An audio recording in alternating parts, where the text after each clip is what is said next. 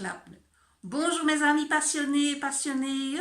Alors aujourd'hui, nous nous retrouvons pour une vidéo paranormale, ésotérisme, et aujourd'hui, le sujet va être quelle est la différence entre un tarologue, un voyant et un médium. Allez, c'est parti. Donc le tarologue ou la cartomancienne est la personne qui prédit l'avenir au travers des cartes.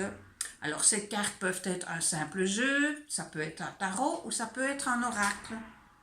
Alors la différence qu'il y a entre un tarot et un oracle, la première chose à savoir, c'est que un oracle n'est pas le nom d'un type de jeu de cartes comme peut l'être le tarot. Un oracle est un message interprété à partir d'un événement, d'un objet, ce qui sert de support à cette interprétation. Donc les runes, le mar de café, le vol des oiseaux, les cartes sont des oracles. D'accord ? Et tout autre objet ou événement peuvent être oracles. Donc une synchronicité, par exemple, peut être un oracle. Alors, tous les oracles n'ont pas objectif de prédire l'avenir. Les messages interprétés peuvent être liés à la connaissance de soi, au cheminement de la vie, à la spiritualité. J'ai par exemple ici l'oracle des anges. Tout petit jeu. Vous voyez ? Et chaque carte délivre un message. Donc le matin, je mélange donc mon jeu. Je tire une carte. Et par exemple ici, je tire une carte au hasard. Donc j'ai l'espérance et la force de votre personnalité. Cultivez-la. Et donc, ce message m'invite à méditer là-dessus et à y réfléchir. On va en prendre une autre. Le karma vous veut responsable de vous-même. Donc, à ce sujet-là, si on ne sait pas ce que c'est le karma, je vous invite à aller voir ma vidéo que j'ai faite sur le karma. Je vais mettre le lien ici en haut. Et une dernière. La lumière divine et la musique céleste vous conduisent vers la maison. Voilà. Donc ça, c'est typiquement ce qu'on appelle un oracle. Ce sont donc des cartes, des runes, la mar de café, enfin tout ce qui peut donner interprétation à un message. Les synchronicités peuvent être un oracle aussi. Par contre, le tarot, ce sont des cartes bien définies avec des symboles et des signes qu'il faut savoir interpréter entre les cartes entre elles pour pouvoir prédire l'avenir. Alors le tarot, c'est un jeu de cartes en fait dont on ne connaît pas très bien l'origine. De multiples théories ont été avancées sur le sujet, mais concrètement, nous n'avons pas beaucoup d'éléments pour retracer avec certitude son histoire. Néanmoins, on sait qu'au XVe siècle, la noblesse italienne jouait au tarocchi, le tarot. C'était un jeu de cartes qui se composait, et se compose toujours d'ailleurs, de 4 séries de 14 cartes, allant de l'As au 10. Et alors, il y a évidemment les valets, rois, dames et la reine. Le tarot, c'est un jeu de cartes qui a une structure assez particulière, puisqu'il y a 4 séries de 14 cartes. Il y a les bâtons, les épées, les coupes, il y a ce qu'on appelle les figures, donc le valet, le roi, la reine, la dame, et on nomme l'ensemble des cartes et des figures les arcanes mineurs.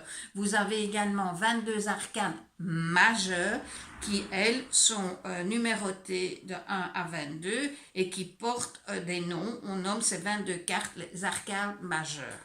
On verra dans une prochaine vidéo les arcanes majeures et mineures. C'est un tarot de Marseille pour débutants, c'est-à-dire que chaque carte a donc une petite histoire.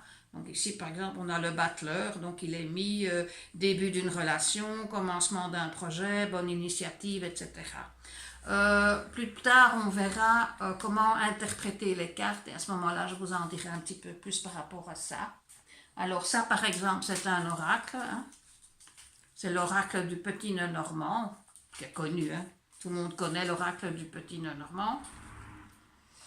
Et alors, j'ai ici un oracle assez particulier, qui est l'oracle de la divinité. Bon, il n'est pas de la divine destinée, pardon.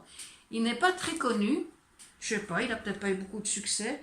Moi, je l'ai acheté quand j'ai commencé à faire les cartes. Et je dois dire, c'est quelqu'un en fait qui ne s'y connaît pas du tout. Eh bien, il sait lire les cartes avec ça. Bon, je vais maintenant pas vous dire que vous allez savoir faire un thème très très élaboré, hein, parce que bon, c'est vraiment tout ce qu'il y a de plus simple. Vous voyez, par exemple, téléphone, ben ici on va en déduire, on va avoir un contact. Hein. Ici, par exemple, vous avez la jalousie, la grossesse, bon. Mais j'ai fait pas mal de prédictions. À un moment donné, je travaillais pour un site internet de voyance et donc j'ai utilisé ces cartes-là. Et, pardon, je dois dire que j'obtenais de très très bons résultats. Les gens étaient souvent très très très contents et me venaient après avec les retours, me disent « Oh, vous aviez jugé, etc. » Donc bon, même qu'il est très simpliste et très facile à interpréter, apparemment, il a quand même son bon côté. Donc ça, c'est maintenant pour les tarologues. Hein. Maintenant, pour devenir un bon tarologue ou un bon cartomancien ou cartomancienne, il faut quand même quelques années. Parce qu'il faut apprendre à bien bien connaître les cartes, tous les symboles, ce que ça veut dire. On ne devient pas cartomancien ou carologue sur 8 jours, ni même sur 6 mois. C'est de la pratique, de la pratique, de la pratique. Donc j'invite les gens qui ont envie de se lancer là-dedans, de vraiment s'exercer un maximum avec les copains, la famille, etc. Parce qu'il n'y a que la pratique qui va faire que vous allez arriver à obtenir des résultats.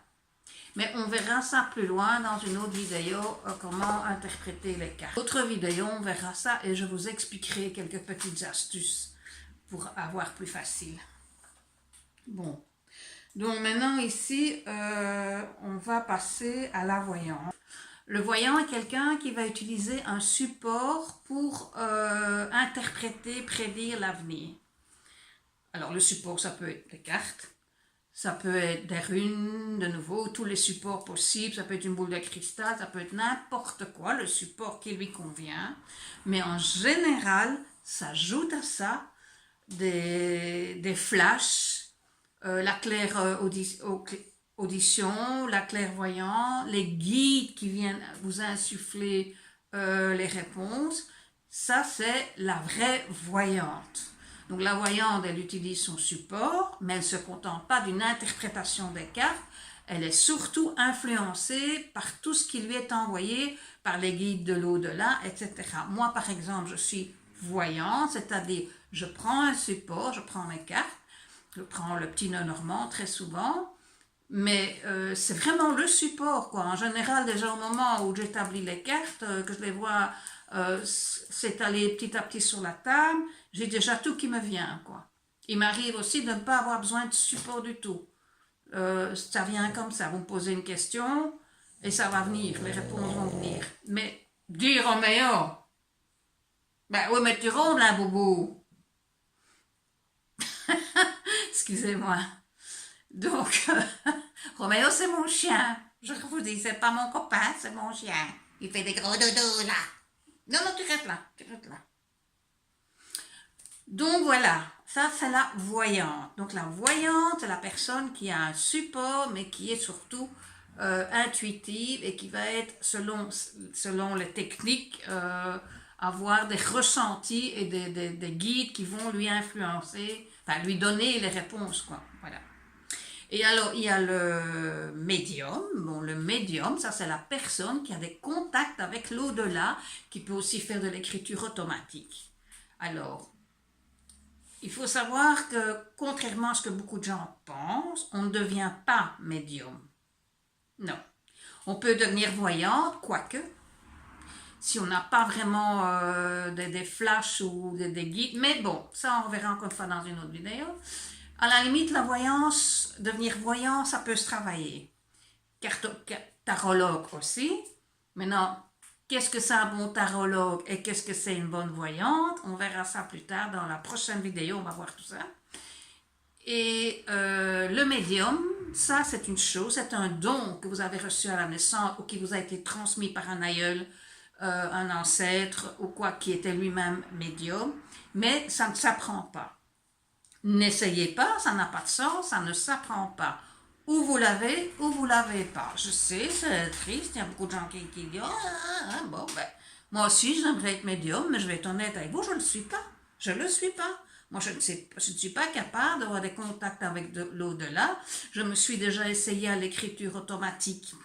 C'est pas terrible. Bon, maintenant, la personne à qui j'en avais parlé m'a déconseillé de le faire tout seul, donc je ferai ça plus tard, peut-être encore des essais, mais accompagné de quelqu'un qui s'y connaît, justement. Mais, donc, médium, on est ou on l'est pas. Maintenant, un médium peut très bien être médium, voyant et tarologue. Mais il y a des médiums qui ne sont que médiums. Ils sont incapables d'avoir des intuitions pour l'avenir.